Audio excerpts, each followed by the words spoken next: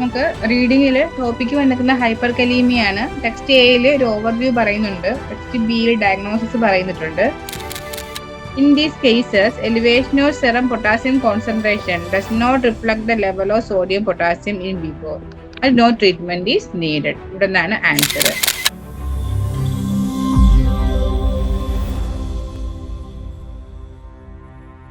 നമുക്ക് സ്റ്റാർട്ട് ചെയ്യാം. നമുക്ക് റീഡിങ്ങിൽ ടോപ്പിക്ക് വന്നിരിക്കുന്ന ഹൈപ്പർ കലീമിയാണ്. ടെക്സ്റ്റ് എയിൽ ഒരു ഓവർവ്യൂ പറയുന്നുണ്ട്, ടെക്സ്റ്റ് ബിയിൽ ഡയഗ്നോസിസ് പറയുന്നിട്ടുണ്ട്. കൂടാതെ ഒരു ഫിഗർ, ഒരു ചാർട്ട്, ഫ്ലോ ചാർട്ട് പോലെ തന്നിട്ടുണ്ട് ഒരു ഫിഗർ. പിന്നെ ടെക്സ്റ്റ് സിയിൽ ഫാക്ടീഷ്യസ് ഹൈപ്പർ കലീമിയെ പറ്റി മെൻഷൻ ചെയ്തിട്ടുണ്ട്, ഡിയിൽ മാനേജ്മെന്റും ആണ്. First question, a condition that does not require treatment. Charlie കിട്ടിയായിരുന്നോ? ടെക്സ്റ്റ് സിയില് ഫസ്റ്റ് പാരഗ്രാഫിൽ പറയുന്നുണ്ട്, if elevated serum potassium is found in an asymptomatic patient with no apparent cause, factitious hyperkalemia should be considered. This results from leakage of potassium from the intracellular space during or after blood sampling. In these cases, elevation of serum potassium concentration does not reflect the level of sodium potassium in vivo and no treatment is needed. ഇവിടെ നിന്നാണ് answer. Second one, a treatment that could benefit patient with minimal kidney function. Delta കിട്ടിയോ? Text ഡിയില് ആ ഒരു fourth സ്റ്റെപ്പില് 7th point ആയിട്ട് പറയുന്നുണ്ട്, loop diuretics inhibit the invert transport of potassium. Treatment with loop ഇഡോക്സ് diuretics may be value even if the patient has only residual renal function. ഇവിടെ നിന്നാണോ കിട്ടിയത്? Next one, third question, the level of serum potassium and necessitate an electrocardiogram. Text B കിട്ടിയോ? Text ബിയില് ആ ഒരു first പാരഗ്രാഫിനകത്ത് നമുക്ക് തന്നിട്ടുണ്ട്, moderate to severe hyperkalemia can result in uneven cardiac rhythm which can be fatal. ECG monitoring is mandatory in patient with serum potassium more than 6.5 mol per liter. കണ്ടല്ലോ? Fourth question, the factors affecting serum potassium level in the body. Alpha അല്ലേ? Text ബിയില് ആ ഒരു second പാരഗ്രാഫിൽ പറയുന്നുണ്ട്, however that reabsorption and secretion of potassium occur simultaneously and that many modulators are important such as diet, adrenal, steroids, acid base balance. Modulators means factors. Kando? Yes ma'am. Fifth one, a medication that can help in improving ECG result. എവിടെ പറയുന്നുണ്ട്? കൊടുത്തിട്ടുണ്ട്. Text ഡിയിലോ? ഡിയിലല്ലേ?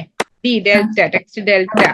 ഡെൽറ്റയിൽ പറയുന്നുണ്ട് ഒരു first സ്റ്റെപ്പില് second point ആയിട്ട്, calcium gluconate 10% can be used in patient with cardiac symptoms to stabilize membrane potential and positively influence bradycardia and ECG changes. ഇവിടെ നല്ല കിട്ടിയത് 1 to 6. അടുത്തത് 6, what could lead to low GFR? Answer alpha ആണ്. കിട്ടിയോ?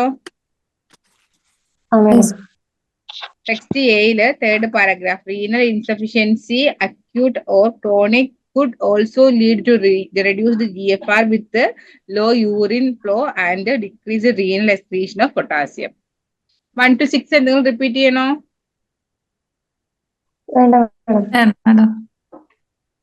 7, why could non-steroidal painkillers lead to hyperkalemia? Reason, answer എന്താ വരുന്നത്? Decrease in GFR. കിട്ടിയോ?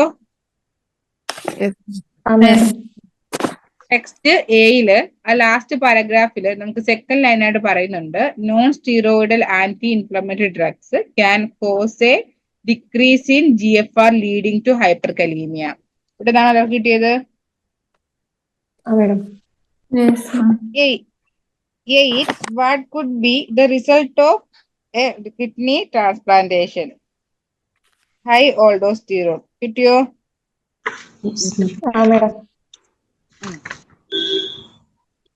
Text ബിയില് ആ flow ചാർട്ടില് GFR 50 ml per minute എന്ന് പറയുന്ന കോളത്തിന് നേരെ ആൾഡോസ്റ്റീറോൺ ഹൈ എന്ന് പറയുന്നുണ്ട്. അതിന് താഴെ പറയുന്നുണ്ട് പോസ്റ്റ് റീനൽ ട്രാൻസ്പ്ലാന്റ്. കണ്ടോ? ഓക്കെ. ഇതിലോട്ട് നോക്കിയേ, ഡിസ്പ്ലേയിലോട്ട്.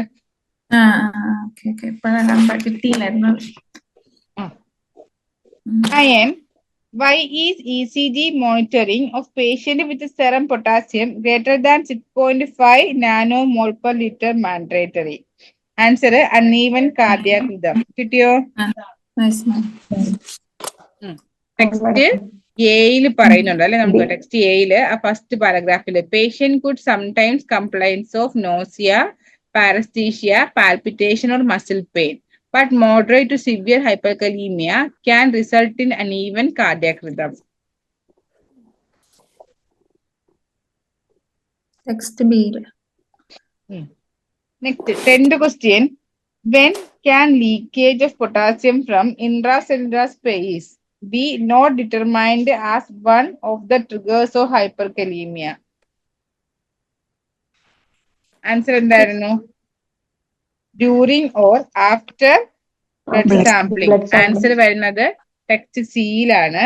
ടെക്സ്റ്റ് സിയില് ഫസ്റ്റ് ലൈനിൽ പറയുന്നുണ്ട്, if elevated serum potassium is found in an asymptomatic patient with no apparent cause, factitious hyperkalemia should be considered. This result from leakage of potassium from the intracellular space during or after blood sampling.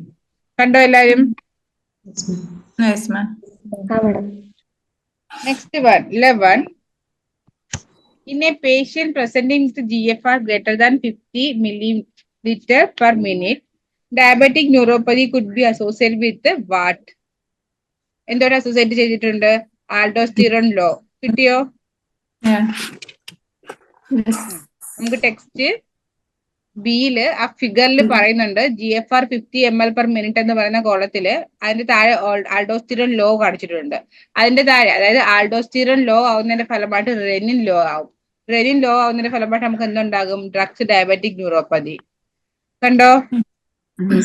Renin low പറ്റത്തില്ല. Renin low ആവാനുള്ള കാരണം എന്താണ്? Aldosterone low ആയതല്ലേ. അതാണ് നമ്മുടെ main cause കേട്ടോ.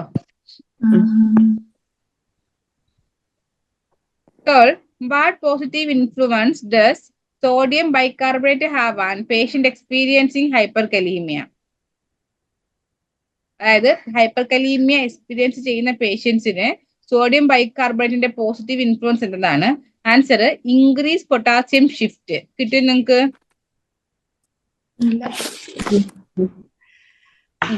നമുക്ക് text ഡിയില് ആ ഒരു തേർഡ് സബേർഡിങ് സ്റ്റെപ്പ് നോക്കുക. Increase potassium shift from extracellular to intracellular space. അപ്പോൾ എക്സ്ട്രാ സെല്ലുലാർ സ്പേസിൽ നിന്ന് ഇൻട്രാ സെല്ലുലാർ സ്പേസിലോട്ട് പൊട്ടാസ്യം ഷിഫ്റ്റ് ചെയ്യും. ഇവിടെ നോക്കാം, ക്വസ്റ്റ്യൻ നമുക്ക് ആ ഒരു 6th പോയിന്റ് പറയുന്നുണ്ട് അല്ലെ. ആ 6th പോയിന്റില് sodium bicarbonate give a patient who are acidotic. അതായത് ഈ സോഡിയം ബൈകാർബണേറ്റ് പേഷ്യന്റ് എന്താക്കുന്നു? അസിഡോട്ടിക് ആകുന്നു. അതിന്റെ ഫലമായിട്ട് rise in pH can aggregate hypocalcemia. അപ്പോ pHന്റെ റൈസ് എന്താക്കും? ഹൈപ്പോകാൽഷ്യമേനെ അഗ്രിഗേറ്റ് ചെയ്യുമെന്ന് പറയുന്നുണ്ട്. അപ്പൊ അവിടത്തെ പോസിറ്റീവ് ഇൻഫ്ലുവൻസ് എന്ന് പറയുമ്പോ എന്താണ്? നിങ്ങൾ ആൻസർ ഹൈപ്പോകാൽഷ്യമേൻ എഴുതിയിട്ടുണ്ടോ? ഇല്ല, rice in P H rice in P H എന്ന് എഴുതി. റൈസ് ഇൻ പി എച്ചിന്റെ ഫലമായിട്ട് എന്തുണ്ടാവുകയാണ്? ഹൈപ്പോകാൽഷ്യമia ഉണ്ടാവുകയാണ്. അത് പോസിറ്റീവ് റിസൾട്ട് ആണോ നെഗറ്റീവ് റിസൾട്ട് അല്ലേ? നെഗറ്റീവ്. പോസിറ്റീവ് എന്ന് പറയുമ്പോ എക്സ്ട്രാ സെല്ലുലാർ സ്പേസിൽ നിന്ന് ഇൻട്രാ സെല്ലുലാർ സ്പേസിലോട്ട് പൊട്ടാസ്യത്തിന് ഷിഫ്റ്റ് ചെയ്യും. അതൊരു പോസിറ്റീവ് റിസൾട്ട് അല്ലേ? അതാണ് ക്വസ്റ്റ്യൻ ആൻസർ പറയുന്നത് കേട്ടോ. Increase potassium shift from extra to intra. അങ്ങനെയല്ലേ ആൻസർ എടുക്കുന്നത്? അതെ. അല്ല, increase potassium shift extra to intracellular സ്പേസിനെ എഴുതാം.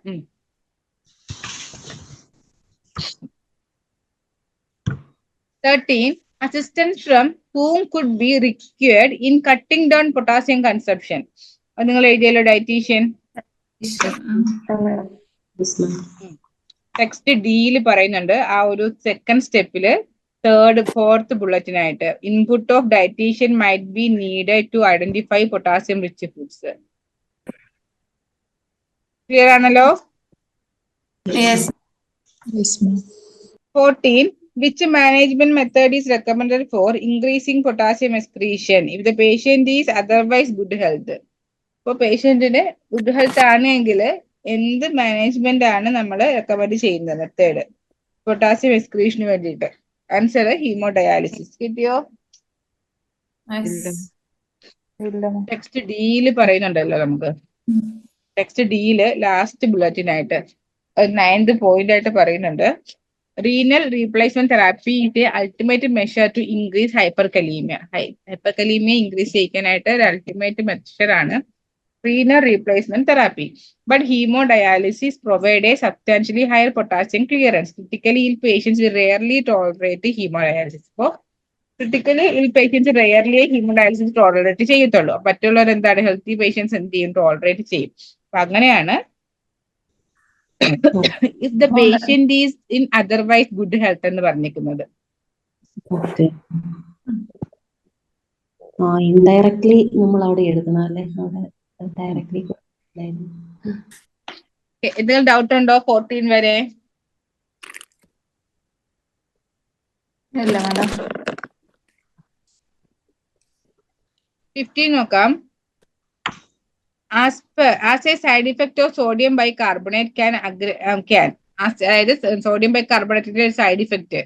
ആൻസർ എന്താണ്? Aggregate hypocalcaemia. കിട്ടിയല്ലോ? ആ sodium bicarbonate third step text ഡിയിൽ സ്റ്റെപ്പ് 3 പറയുന്നുണ്ട് 6th പോയിന്റ് ആയിട്ട് sodium bicarbonate give to patient who are acidotic പേഷ്യൻസിന് ഇത് കൊടുക്കും. അതിന്റെ ഫലമായിട്ട് എന്ത് ചെയ്യും? pH റൈസ് ചെയ്തും അതിന്റെ ഫലമായിട്ട് അഗ്രഗേറ്റ് ഹൈപ്പോകാൽസീമിയ. സൈഡ് ഇഫക്റ്റ് ആണ് അല്ലെ? നമുക്ക് ആൻസർ എടുക്കാം. 16. Hyperkalemia present with symptoms that are dash but related to cardiac dysfunction. Non-specific. നമുക്ക് ടെക്സ്റ്റ് എയിൽ പറയുന്നുണ്ട് ഒരു ഫസ്റ്റ് പാരഗ്രാഫ് ആയിട്ട് ലാസ്റ്റ് ലൈൻ ആയിട്ട് symptoms are non-specific and predominantly related to muscular or cardiac dysfunction. 17. Dash is required for patient presenting changes in ECG. ECG changes ഉണ്ടായാൽ എന്ത് ചെയ്യും? Transfer to ICU. Text എയിൽ ഡിയിൽ പറയുന്നുണ്ട് ഫസ്റ്റ് ബുള്ളറ്റിൻ പോയിന്റ് ആയിട്ട് if patient has severe hyperkalemia or show ECG changes, transfer to ICU immediately. കണ്ടോ?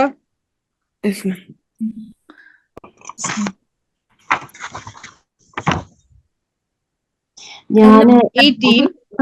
അങ്ങനല്ല madam എഴുതിയിരിക്കുന്നത്. കാൽഷ്യം ഗ്ലൂക്കണേറ്റ് ഞാനും കാൽഷ്യം ഗ്ലൂക്കോണേറ്റ് 10% എഴുതിയ അതിലും ECG ചേഞ്ചസിൽ കൊടുക്കാന്നും പറഞ്ഞില്ലേ? Calcium gluconate can be used in patients with cardiac symptoms to stabilize membrane potential and possibly influence bradycardia and ECG changes. Okay, question number 17 അല്ലേ?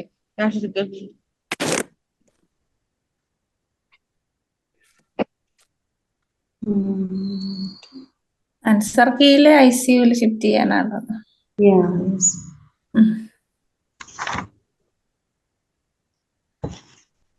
അതായത് താഴെ പറയുന്നത് സെക്കൻഡ് ബുള്ളറ്റ് പറയുന്നത് calcium gluconate 10% cardiac symptoms ഉള്ള പേഷ്യൻസിൽ കൊടുക്കാന്ന് പറയുന്നുണ്ട് to stabilise membrane potential and അതായത് മെംബ്രെയിൻ പൊട്ടൻഷ്യൽ സ്റ്റെബിലൈസ് ചെയ്യാനായിട്ട് കൊടുക്കാം.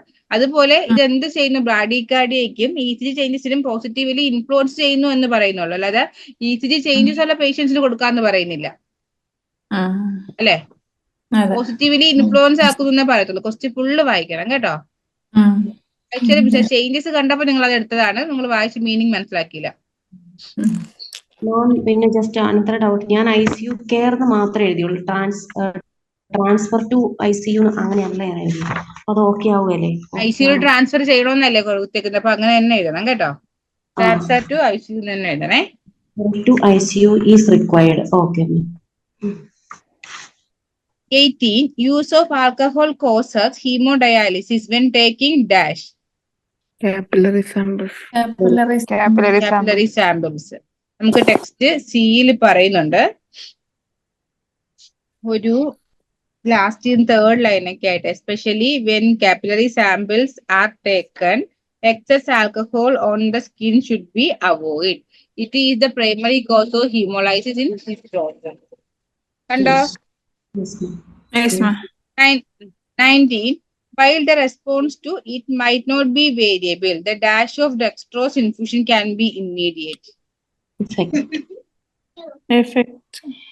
Effect. Text Dയില് step 3ല് fifth point ആയിട്ട് പറയുന്നുണ്ട്. Dextrose or insulin infusion, an effect can be seen immediately, but response remains unpredictable. കണ്ടോ? Yes, ma'am. 20. Hemodialysis is not recommended for dash. ആർക്കാണ്? Critically ill patients.